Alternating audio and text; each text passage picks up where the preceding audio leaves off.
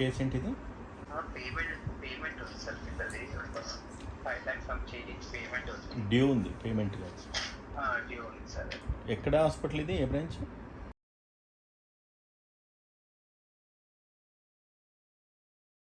ఎప్పుడు వచ్చిన patient? Sir patient ఎప్పుడు అడ్మిట్ అయినరు? Patient admission 8/5 sir, 8th day 5th month, May almost 1 month sir. 1 month అయింది. ఇప్పుడు ఏంటి పేషెంట్ కండిషను? కండిషన్ ఎక్స్పైర్ అయింది సార్. ఎప్పుడు? ఈరోజు అయ్యారు, ఎక్స్పైర్ అయ్యారు. ఎట్లా? సెప్టిక్ షాక్ వల్ల సార్. మల్టీ ఆర్గన్ ఫెయిల్యూర్ అయిందా? అవును సార్. Okay okay. ఏ రీజన్ మీద అడ్మిట్ అయి ఉండే? Sir cancer patient sir. Okay. ఈయన చనిపోయింది ఎప్పుడు? ఇవాళ ఏ రీజన్తో చనిపోయిండు? Septic shock with multi organ failure అని కాన్సర్ సార్. ఓకే. ఈయనకి మధ్యలో స్టంట్స్ వేసినారా? ఒక స్టంట్ ఉందంట సార్. క్యాన్సర్ పేషెంట్కు స్టంట్ వేసిండ్రా? ఫస్ట్ పల్మోన్లో అడ్మిట్ అయ్యారంట, తర్వాత కార్డియోకి క్యాన్సర్ సార్. ఓహో. ఓకే. పల్మనరీ ప్రాబ్లంతో అడ్మిట్ అయితే ఆయన కార్డియాక్ అరెస్ట్ అయింది. సార్. ఓకే. డబ్బులు ఎంతనే మొత్తం ఓవరాల్గా? సార్ 22,96,000 అయింది సార్. 22,96,000 పేషెంట్ అడ్మిట్ అయింది 8th నాడు. ఈరోజు డిశ్చార్జు అవుతుంది. ఆయన బాడీ, చనిపోయిన బాడీని మీరు రిటర్న్ హ్యాండ్ ఓవర్ చేస్తున్నారు, అంతేనా? ఇప్పుడు 16 లక్షలు కట్టింది. ఎంత వచ్చింది ఇన్సూరెన్స్?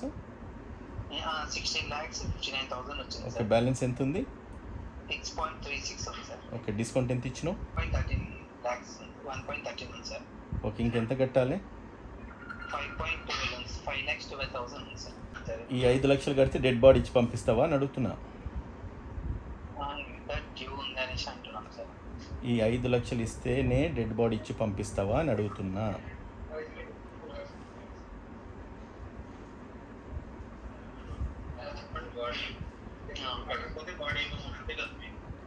తెలుగు వస్తుంది కదా నీకు? వస్తుంది సార్. నాకు స్ట్రైట్ క్వశ్చన్, నీకు 5 లక్షలు ఇస్తేనే డెడ్ బాడీ ఇచ్చి పంపిస్తావు లేకపోతే పంపు అని అడుగుతున్నా.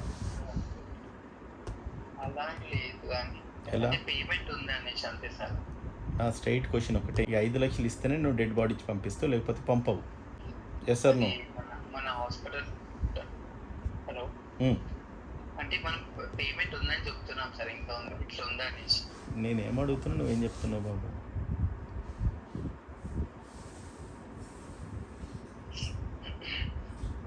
ఐదు లక్షలు ఇస్తేనే డెడ్ బాడీ ఇస్తావు లేకపోతే బాడీ ఇవ్వవు, అంతే కదా? అట్లా కాదండి, అంటే పేమెంట్ ఉంది కదా సార్, అట్లా అనేసి అంటున్నాం. అంటే పేమెంట్ ఉంది కదా. నా క్వశ్చన్ నీకు అర్థమైందా? అయింది సార్, అయింది. ఏమర్థమైంది? పేమెంట్ ఉంది కదా, పేమెంట్ యాడ్ చేస్తేనే బాడీ మీరు హ్యాండ్ ఓవర్ చేస్తారు కదా అనేసి మీరు అడుగుతారు. అదే. ఎస్ సార్ నువ్వు చెప్పు. నేను ఏం మాట్లాడలేను సార్, నాది ఏమి ఉండదు సార్. అట్లా పేమెంట్ చేస్తే నేను చెక్అవుట్ ఇవ్వడానికి ఉంటుంది అంతే. అది పేమెంట్ చేయకపోతే చెక్అవుట్ ఇవ్వను. ఎవరు డాక్టర్, ఎవరు ఈమె కన్సల్టెంట్ డాక్టర్, ఎవరు చనిపోయిన పేషెంట్కి?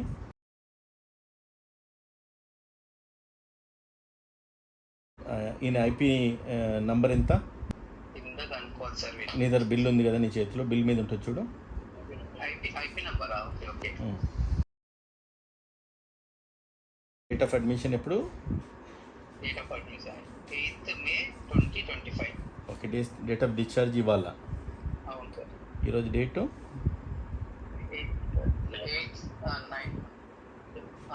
8/6/2025. ఓకే. పల్మనాలజీ ఇష్యూ మీద వచ్చిన పేషెంట్కి మధ్యలో హార్ట్ డిసీజ్ వచ్చింది.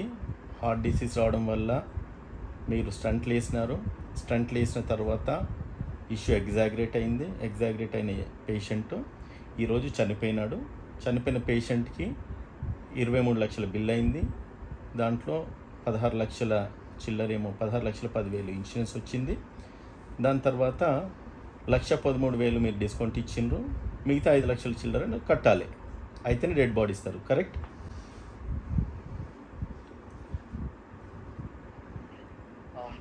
అవును కదా? అంతే కదా?